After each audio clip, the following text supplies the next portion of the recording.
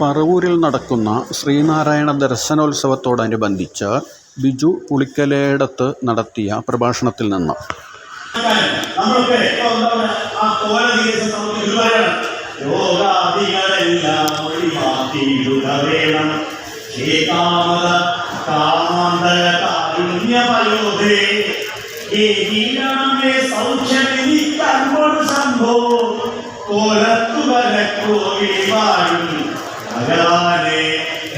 രോഗാദികൾക്ക് മാത്രമേ സൗഖ്യം തരണേ എന്ന് പറയുന്ന സാധാരണക്കാർക്ക് വേണ്ടിയുള്ള പ്രാർത്ഥന, അത് നമുക്ക് പ്രധാനപ്പെട്ടത് തന്നെയാണ്. അപ്പൊ നമ്മള് വീട്ടിൽ എന്തൊരു നിർദ്ദേശം വയ്ക്കുകയാണ്, വീട്ടിൽ നമ്മൾക്ക് ഒരുപാട് തരത്തിലുള്ള പ്രാർത്ഥന ചൊല്ലുന്നവരല്ലേ, ആ സ്ഥാനത്തേക്ക് നിങ്ങൾ ഈ സ്തോത്ര കൃതികളെ കൂട്ടിച്ചേരണം. ചില പ്രയാസമൊക്കെ കാണും, ചില ബുദ്ധിമുട്ടൊക്കെ ഉണ്ടാവും, പക്ഷേ ഈ സ്തോത്ര കൃതികളെ ഏറ്റെടുക്കണം.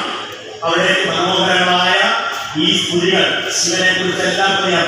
ശിവശങ്കര സർവശരണ്യവിഭോ ഭവസങ്കടനാശന പാഹി ശിവ ശിവപ്രസാദം പോലെയുള്ള ബ്രഹ്മമുഖാമല വന്ദിതലിംഗം ജന്മജരാമരണാന്തരലിംഗം ഏതാണ് ശിവപോലെയുള്ള മനോഹരങ്ങളായ ഈ ശിവനെ ഗുരു ആ പൂർണ്ണ രൂപത്തിൽ ദർശിച്ചെല്ലുകയും ശിവനെ പൂർണ്ണ രൂപത്തിൽ ഗുരു കണ്ടെടുത്തിരിക്കുന്നത്, അതാണ് ചിന്തകത്തില്ല. ഏതാണ്? ഒരു കോടി ദിവാകരൊത്തുയരും പടി ആരൊരു നീലമലാദികളും കെടുമാറു കിളർന്നു വരുന്നൊരു നിൻ പടികെന്നുമിരുന്നു വിളങ്ങിടണം. ഇടമേ ഇരു കൺമുനയെന്നിലതിന്നടിയെന്ന വിനാശം ഉമാപതിയെ ജഡമിന്നിതുകൊണ്ടു ജയിക്കുമിനിന്നിട ഈയിരിപ്പതിലൊന്നിലുമേ. ഇതിന്റെ പേരാണ് ചിജ്ജട ചിന്തനം. സാധാരണ വീട്ടില് വലിയ പാടാണ്, വലിയ പാടാണ്. നമുക്ക് ഇപ്പോൾ ഇഷ്ടമാണ് നാരായണ ഇങ്ങനെ നരകവാരതി ഈ കെട്ടിയവരുടെ കൂടെ കിട്ടുന്നവർ ഈ നരകത്തി പാടും എന്നൊക്കെ നമുക്ക് ഇഷ്ടം പാടാനും ചൊല്ലാൻ സുഖമുണ്ട്. എന്തൊക്കെ വെച്ചിട്ടുണ്ട്. അപ്പൊ നമ്മള് അതിൽ തന്നെ മൊഴി പിടിക്കാതെ ഇത്തിരി കൂടി ഗുരുവിനോട് എടുക്കാൻ ശ്രമിക്കണം. അതുകൊണ്ട് എന്ത് ചെയ്യണം? ഈ പറയുന്ന കൃതികളിലേക്കൊക്കെ മനസ്സിനെ കൂട്ടിക്കൊണ്ടു പോകണം. അതൊരു ദൂരെ കൂടിയാണ്, അത് മനസ്സിലാക്കണം.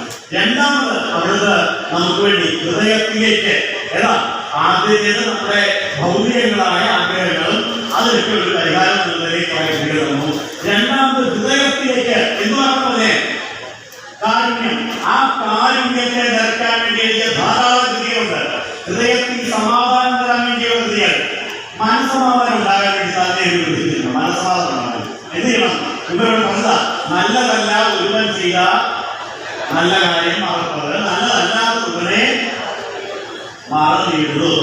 നിങ്ങളോട് ഗുരു പറഞ്ഞു തരികയാണ്, നിങ്ങളോട് ആരെങ്കിലും മോശം ചെയ്തിട്ടുണ്ടെങ്കിൽ അതിനെ മറക്കാൻ ശ്രമിക്കുക, മറക്കുക. ബോധാന സ്വാമി ഒരു വലിയ അനന്തരഗാമിയായിരുന്ന ബോധാന സ്വാമി നമുക്ക് വേണ്ടി തന്ന ഈശ്വര പ്രാർത്ഥനയുണ്ട്. ആ ഈശ്വര പ്രാർത്ഥനയില് ഗുരുവിന്റെ ശിഷ്യനായ, ഗുരുവിനെ ആരാധിച്ച ശിഷ്യൻ, ആ ശിഷ്യൻ പഠിക്കുന്ന ഒരു പ്രാർത്ഥന ഇങ്ങനെയാണ്. ഏതാ? എന്തായാലും ആ പ്രാർത്ഥന നമുക്കറിയാമോ?